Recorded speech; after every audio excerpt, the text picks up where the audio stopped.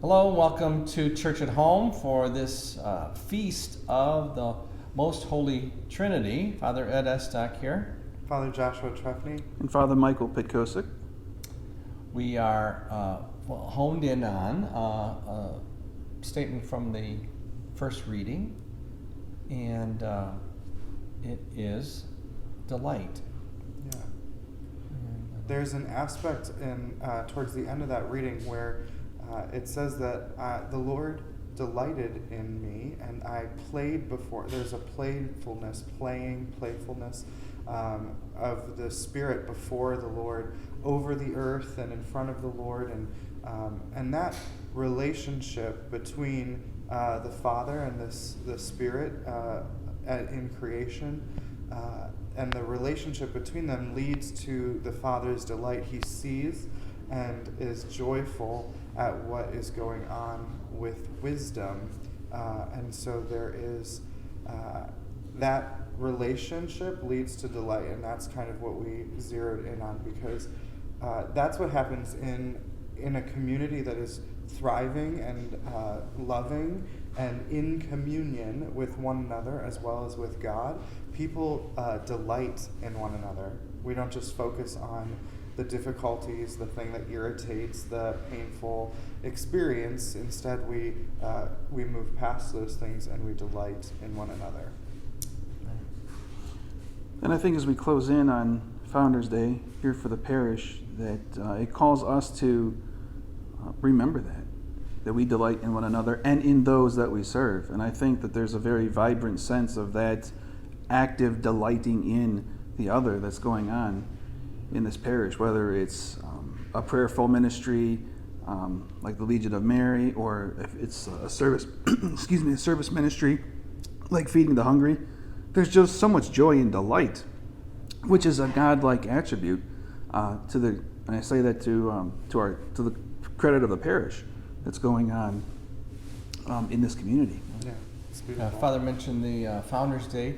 Founders Day for our parish is June 10th, 1959. Father Anthony Winters taking possession of about 7 acres of this property out here, an old farmhouse.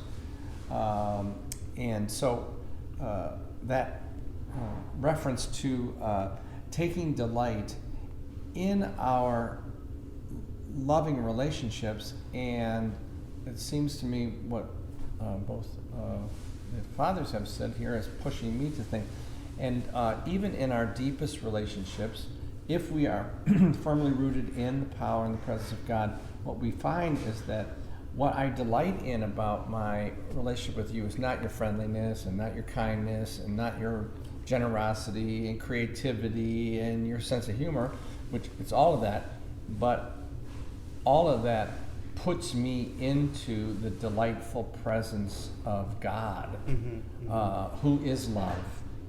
And so that does seem to be the mystery of our faith life and our relationship with God, and of course our relationship in the sacramental life of the church especially, is that by coming into loving and contact with one another, we, in a sense, they say, well, we touch the face of God, and that gives rise to delight.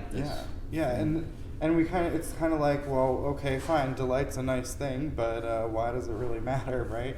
But there's something so important and crucial to this in the way that we are Christians.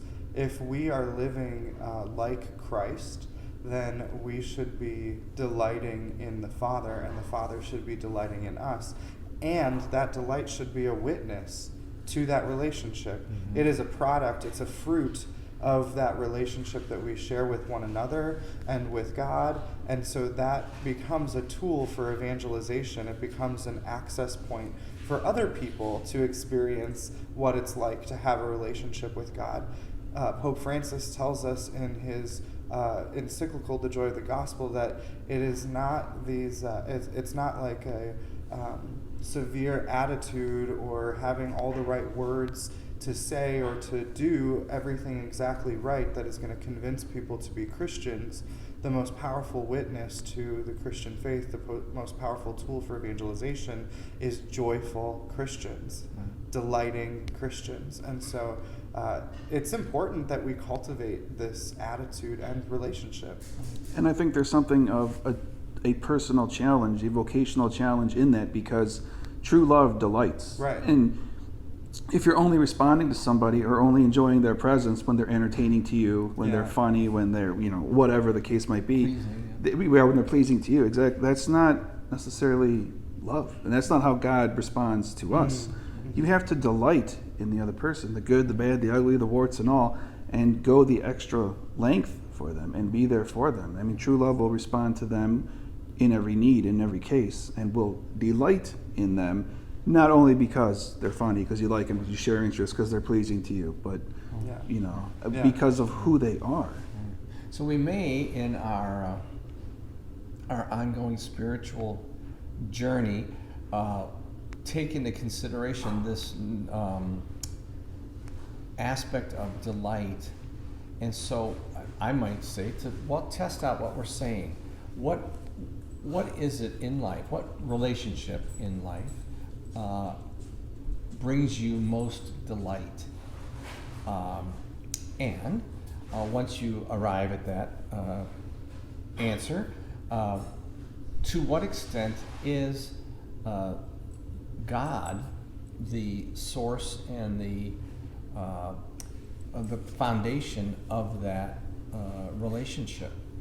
And I'm kind of thinking, if it's an authentically godly delight that you're experiencing, that the answer to that second question is that, oh yes, I see. That is my most delightful relationship, and that is my most godly relationships, self-sacrificing relationship, uninhibited, I'm not self-conscious when I'm with them. I can be most myself, etc. And then we can find out, maybe this is true, and wouldn't it be that we should maybe spread that, as Father Josh was saying, but also as Father Michael was saying, and maybe plant that in other places where we don't find delight. Maybe our job is to, put some God in it and see if... That noise you hear is Buddy delighting in his toys. Yes. And we are delighting in him. Yes. So, and that's a good note for us to depart on. So, have a great week.